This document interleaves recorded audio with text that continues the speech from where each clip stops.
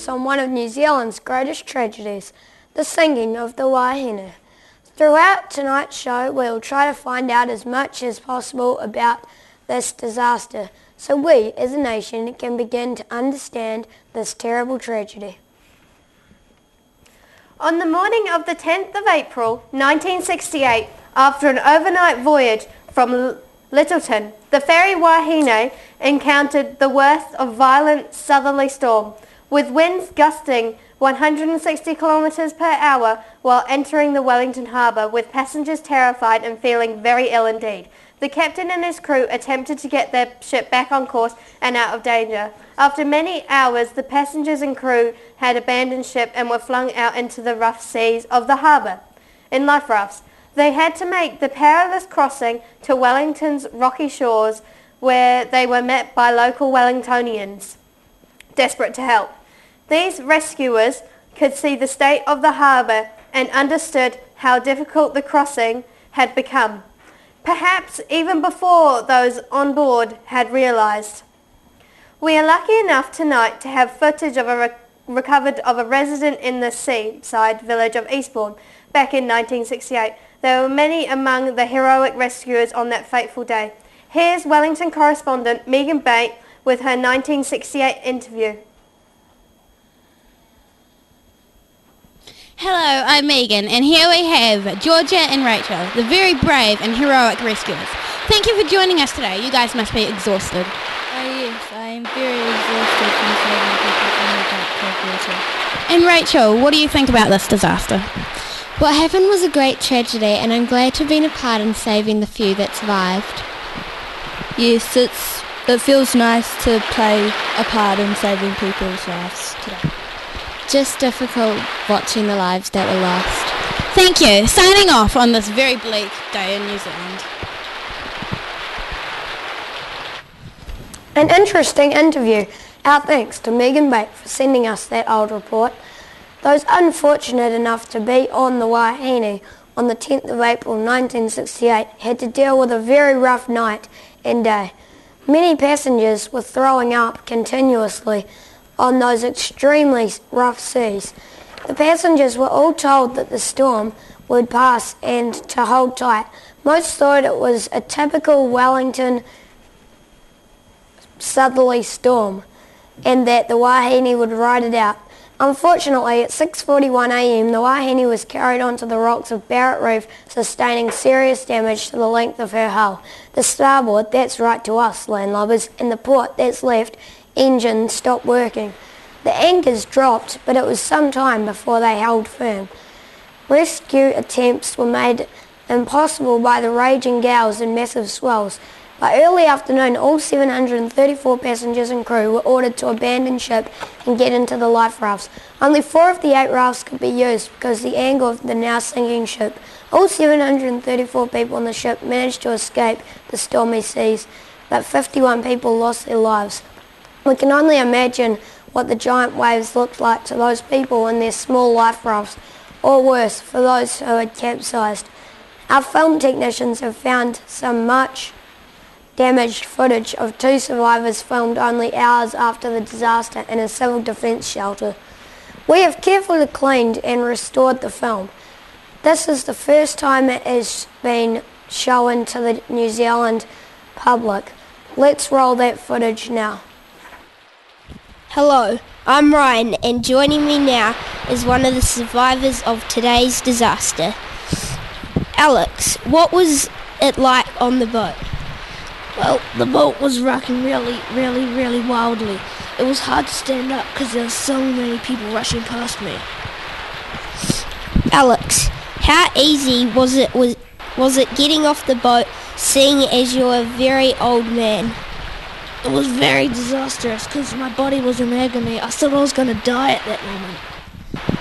What did it feel like coming off the boat and being out in the open? I was scared to death. I thought I had no chance of surviving, but luckily I had two rescuers come and save me. Thank you for listening, and now back to Summer and Jack. A Fascinating piece of New Zealand's history. We are so lucky to have such amazing technology that allows us to still view it. And now let's have a look at the human error being the possible reason for the sinking of the Wahine. Captain Hector Gordon Robertson had been master of ill-fated ferry for some time. He had sailed her to and from Wellington numerous times in strong winds and high seas, and was an experienced captain. It was Captain Robertson's decision to enter the harbour when they did. They had arrived 20 minutes behind schedule when freak gusts of 100 knots or more struck the vessel and put them out of line. He was quoted at the time as saying, "If those winds had struck 5 minutes later, we would have been through this entrance and could have come down the harbour. We could have come down and dropped anchor in Oriental Bay, where it was quite calm." Some people suggested that Captain Robertson was too late in his decision to put the passengers into life rafts. They have suggested they should have been evacuated much earlier. Captain Robertson, however, feels he made the right decision, saying, "People who say that don't know what they are talking about. If I had put them on any earlier, everyone would have been lost. I would have had 600 lives on my conscience." In a moment, we will take a closer look at the weather on that fateful day. But now, let's look at the interview given by Faith Bulmer in 1972. This interview may give us some insight as to what was happening on the bridge that day. Hi, I'm Faith, and I'm here with Sophie and Nathan, one of the 2 crew members from the Wahine. So Sophie, what were the kind of emotions running through your mind when the boat started listing and rocking?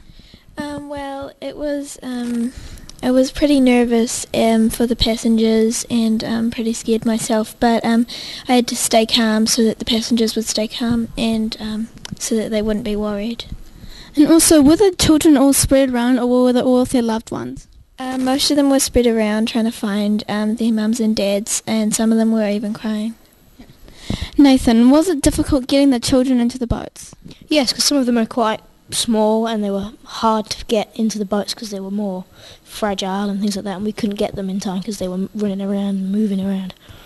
And also, did most people put their life jackets on automatically, or did you have to tell them to? Well, some people were being kind of stubborn about it and they weren't doing it, so we just thought to just do it for the other people that would do it and use their initiative. Thank you, Nathan and Sophie. That's all we have. Back to you. Fascinated old footed there. Let's look at the weather on the 10th of April 1968. It certainly was a terrible day to be stuck outside in New Zealand. Cyclone Gazelle was first reported on the 5th of April 1968 when French Caledonia with storm warnings issued throughout New Zealand. The next day, early on the 9th of April, Cyclone Gazelle hit Cape Reinana. Winds of up to 160 kilometres an hour caused massive damage to buildings.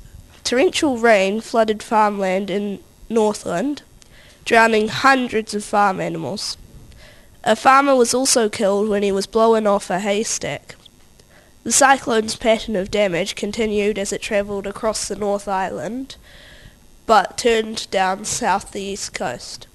Ships were driven ashore and landslips closed roads. Rain caused massive flooding, and wind left roofs torn off and windows broken. By the time Cyclone Gazelle hit Wellington on the morning of the 10th of April, another storm had driven up the west coast of the South Island from Antarctica. The 2 storms met over the capital, causing huge damage. Winds in Wellington were the strongest ever recorded, at one point reaching speeds of 275 kilometres an hour. As the storm moved on the South Island, hundreds of Christchurch houses lost their roofs, and both the Avon and the Hedicat rivers flooded. Throughout Canterbury, over 500 hectares of forest were destroyed. In Sutherland, the flooding was the worst since 1913. Some people were stranded on the roofs of their houses and had to be rescued by jet boat. Cyclone Gazelle finally blew out somewhere in the Southern Ocean. And there you have it, folks. Perhaps if the weather forecasting could have been than what it is now, the Wahine disaster would have never happened. Back to you at the news desk. Thank you. What an incredible storm it must have been. Well, that's all we have time for. We hope you have learnt something about your country's history and about one of our darkest days. Please join us next week when we focus on the Springbok Tour of 1981. Thank you all for watching, and we'll see you again next time. From the whole team at Spotlight on New Zealand, goodbye and ahora.